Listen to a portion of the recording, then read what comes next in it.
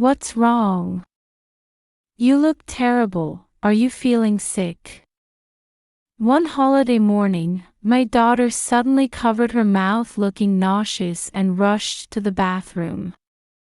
Though startled, all I could do was gently rub her back as she retched in distress. Even when I asked if she was feeling unwell after her nausea subsided, she insisted nothing was wrong. While I worried with suspicion, one possibility crossed my mind. Could she be experiencing morning sickness due to pregnancy? But my daughter was only 13, surely pregnancy wasn't possible. Though I tried to dismiss the thought, I couldn't shake the possibility and became terribly anxious. Feeling unable to keep these concerns to myself, I consulted my husband, saying, "I think our daughter might be pregnant." However, in contrast to my serious tone, my husband laughed it off, saying I was overthinking things. No way. She's still a child. How could she possibly be pregnant? It's probably just a stomach bug or something. I'll take her to the doctor. My husband and daughter left in the car. But when they hadn't returned by nightfall and I couldn't bear the worry any longer, I rushed to the police station. 3 days later, the police contacted me with unbelievable news that plunged me into the depths of despair. Please stay calm as you listen. You see, about your husband and daughter. The truth they revealed was, my name is Samantha. I'm a 43-year-old housewife living with my husband Gerald, our 13-year-old daughter Pamela, and my mother who suffers from dementia. Our daughter, now in her second year of middle school, never went through typical teenage rebellion and maintained good communication with both me and her husband. She would go shopping and have lunch with me, or go out with her father. We were quite a close-knit family. Though caring for my mother with dementia was challenging, we managed with help from daycare services and care managers. I felt blessed with our ordinary life as a family of 4, never imagining that this happiness would soon be shattered. I first noticed something was wrong one Saturday morning. While I was relaxing in the living room, my daughter emerged from her room looking pale. "Pamela, what's wrong? You look terrible. Are you feeling sick?" I called out in surprise, but she just covered her mouth looking nauseated and hurried to the bathroom. As she retched painfully in the bathroom, all I could do was rub her back in shock. When I asked if she was feeling unwell after her nausea subsided, she insisted nothing was wrong. But suddenly vomiting like that, something had to be wrong. While worrying suspiciously, one possibility crossed my mind. Could my daughter be pregnant? Could this nausea be morning sickness? Though I first considered common causes of nausea like food poisoning or stomach flu, the fact that no one else in the family had symptoms, combined with how desperately she tried to hide it, seemed strange. But she was only 13. There were no signs of her having a boyfriend, and surely she couldn't be engaging in such activities.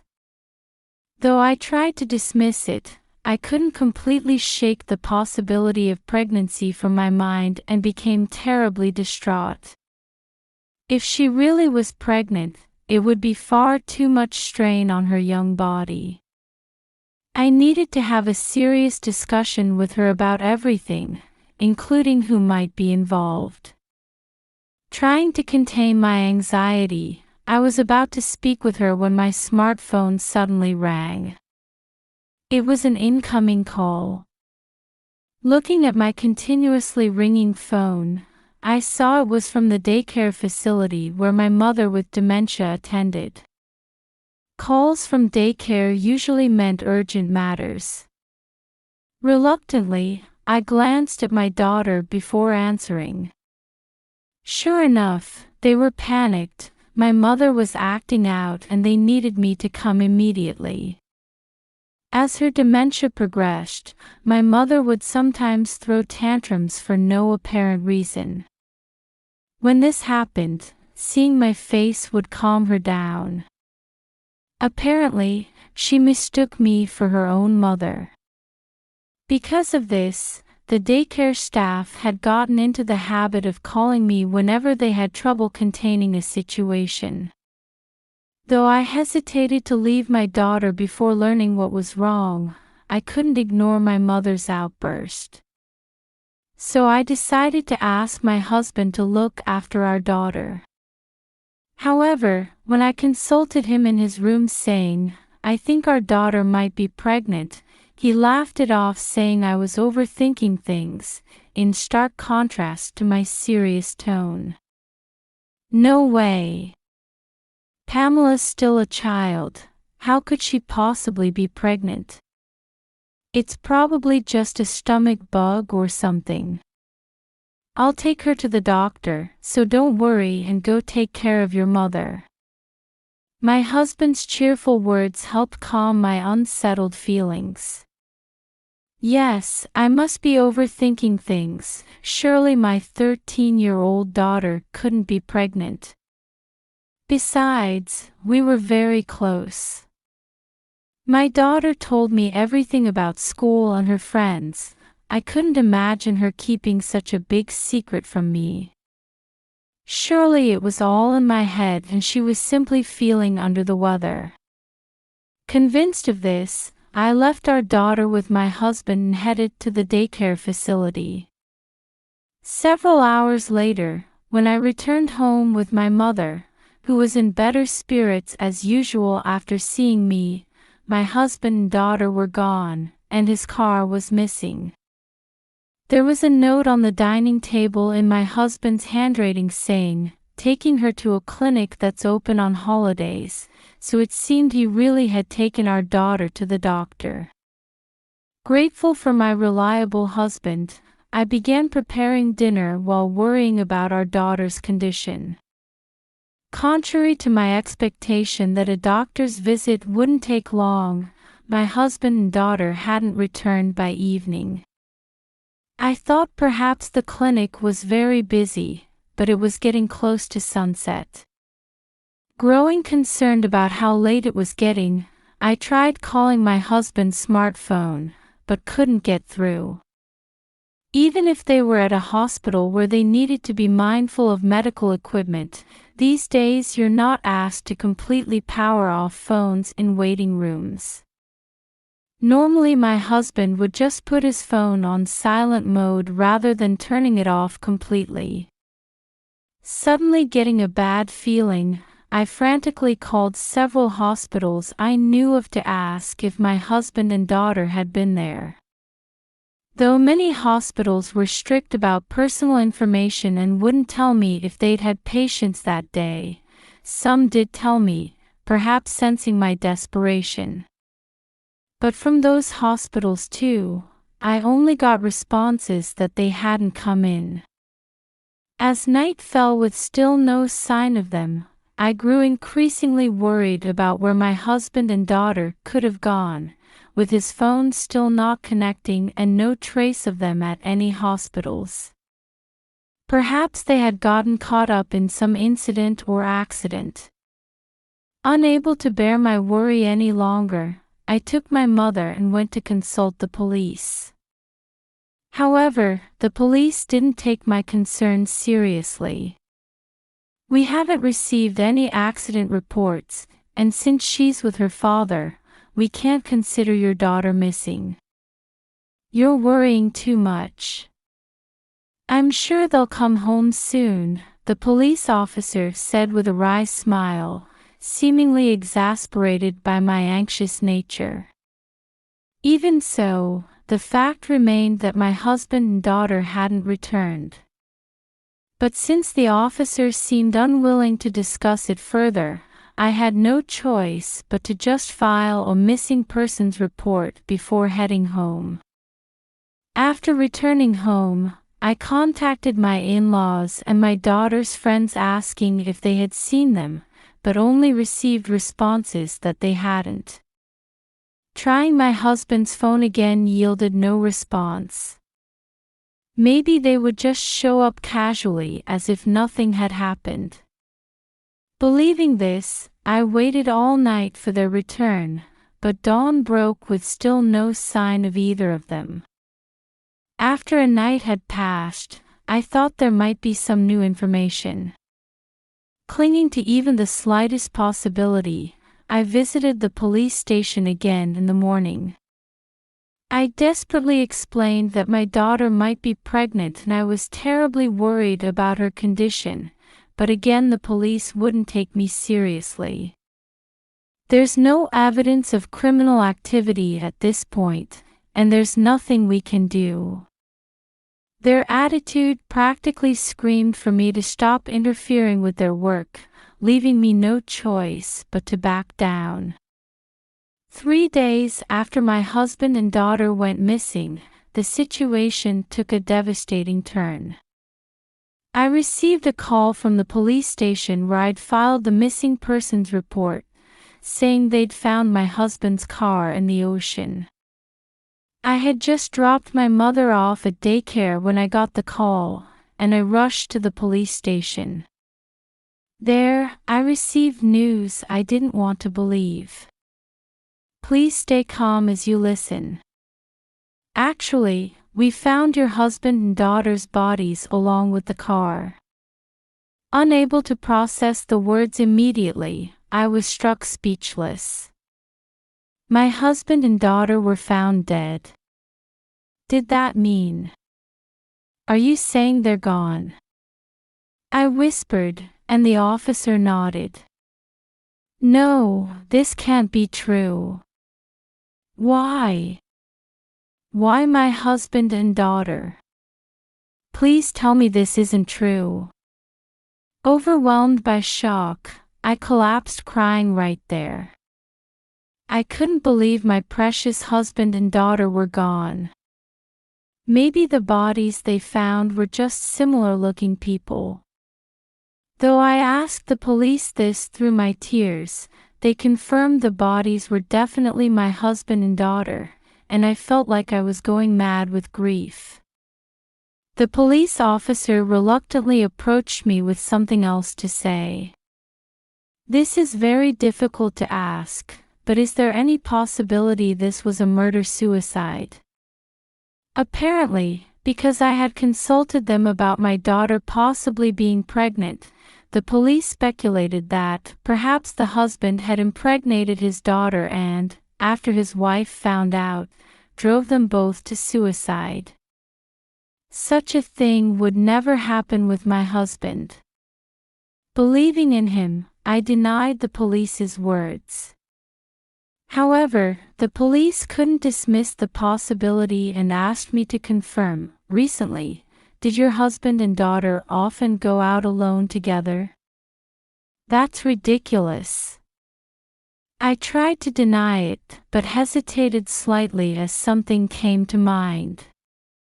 Recently, I had often seen my husband and daughter whispering together.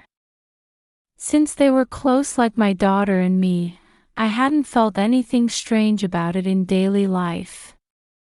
But thinking back, hadn't they been unusually physically close during those whispered conversations? And their expressions seemed somewhat giddy, with a different kind of intimacy than usual. My heart wavered between wanting to believe in my husband's innocence and growing suspicion. Seeing my obvious distress, the police officer took me to the morgue. Laid out in that cold room were unmistakably my husband and daughter. Seeing my beloved family members in such a state, I broke down crying again. Why did my husband and daughter have to die? Just days ago we had been living in what seemed like perfect happiness, and now I felt plunged into the depths of despair. As I wept, the police officer handed me some personal effects. "We found these in their pockets. Do you recognize them?" In a clear plastic bag were a glass keychain and a USB drive. The glass bead keychain had been in my daughter's pocket, and the USB drive in my husband's. Had my daughter owned such a keychain? As I puzzled over the unfamiliar item, I suddenly remembered that one of my husband's friends was a glassmaker. I thought I might have seen similar keychains at his friend's shop. Maybe he would know something. I told the police about this friend and left the station. A few days after receiving news of my husband and daughter's deaths, the situation took a dramatic turn.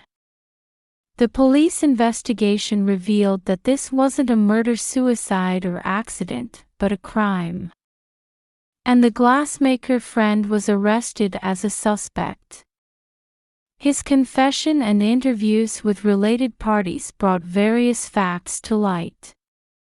First, the glass keychain found in my daughter's pocket was something she had made as a surprise present for me. Wanting to give me something for my birthday, my daughter had consulted with my husband about what might make me happy. Hearing her request, my husband remembered that his glassmaker friend's workshop offered hands-on crafting experiences, so the two of them had visited several times. This explained why my husband and daughter had been whispering together and going out recently. After I left that day when I suspected morning sickness, my husband apparently asked our daughter if she had done anything that could result in pregnancy. She turned pale and confessed that the glassmaker might have done something inappropriate to me. When visiting the workshop to make the keychain, my husband had only done drop-offs and pickups, leaving my daughter and the glassmaker alone for the actual work. The work was done in the back workshop, but my daughter said there were times she fell asleep and couldn't remember, and when she woke up her clothes were disheveled. Though she was confused, the glassmaker acted normally when my husband came to pick her up, so she thought maybe she had imagined it. She hadn't told me because she desperately wanted it to be a misunderstanding. After hearing her trembling confession, my husband immediately bought a pregnancy test and gave it to her. The test was negative, and the symptoms like morning sickness turned out to be from psychological stress. Even though she wasn't pregnant, if the glassmaker had actually assaulted our daughter, that was absolutely unforgivable. To confirm the truth, my husband and daughter immediately visited the glass workshop. At first, the glassmaker denied everything when my husband confronted him. However, a former apprentice appeared and testified that the master had previously drugged and assaulted several customers during hands-on experiences. He had apparently been waiting for a chance to expose his master's crimes, and while my husband and the glassmaker were arguing, he snuck into the workshop office and copied evidence onto a USB drive. When the former apprentice played the data on his laptop, there were images of several unconscious women being stripped, including pictures of my daughter. When my husband raged at what he had done, the glassmaker claimed, "I only undressed them, nothing more." Though the truth of this was questionable, my husband decided they couldn't ignore that there were multiple victims and urged him to turn himself in. The glassmaker appeared repentant and agreed to my husband's suggestion. However, it was all an act. He asked my husband, who had come by car, to take him to the police station, but on the way requested, I want to see the ocean one last time," and had him stop near the water. Seizing his chance, he used a stun gun to knock out my husband and daughter. Then he left them in the car, released the parking brake, put the car slightly in gear, and arranged for it to roll into the ocean before fleeing the scene. Just as he planned, the car carrying my husband and daughter plunged into the ocean, and they never returned. The crime was discovered and the suspect arrested thanks to the former apprentice who had exposed the glassmaker's crimes. When he saw the news about my husband and daughter's deaths, he suspected his former master was responsible and reported it to the police. When the police questioned the glassmaker based on this tip, he confessed. This was how my husband and daughter had met their end. Afterward, I served as chief mourner at their funeral. Everyone who attended grieved at their too early departure. While relatives wept, they managed awkward smiles and expressed gratitude to me. I'm sure they were happy, being able to live with someone as loving as you. Thank you for everything you've done. But no amount of gratitude could lift my spirits. I would never be able to see my beloved husband and daughter again, no matter how much I wished for it. Even though I knew how they died and their killer had been caught, it wouldn't bring them back. I spent several months in a daze, overwhelmed by despair. Now it was just me and my mother with dementia in the house that used to ring with my husband and daughter's laughter. Though I felt like I would go mad from loneliness and grief, having to care for my mother gave me something I had to do, which helped distract me somewhat. Perhaps I found salvation in caring for my mother, who needed protection just like my daughter had as a baby. After several months passed, I gradually began to accept the reality of life without them. One day, as I felt I was starting to recover from the shock, my daughter's friends came to visit. Seeing them pray before my daughter's memorial photo, I was moved to tears realizing how blessed she had been with good friends. Afterward, her friends turned to me and shared something.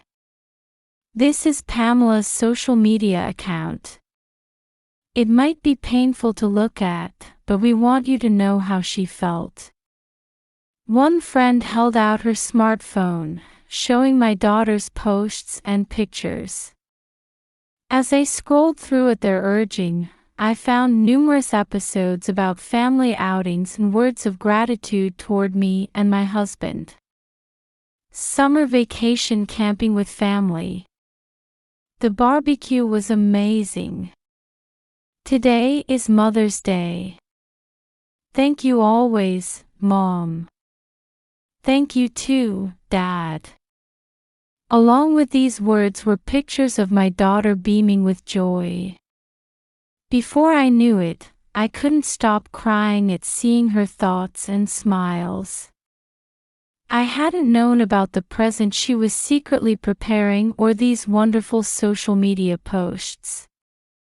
I thought I was close with my daughter and knew everything about her, but I realized now that wasn't true, and indescribable emotions welled up inside me. As I read on intently, I found a post about my daughter's dreams. In the future, I want to be a mother like Mom. And I want to become a care worker.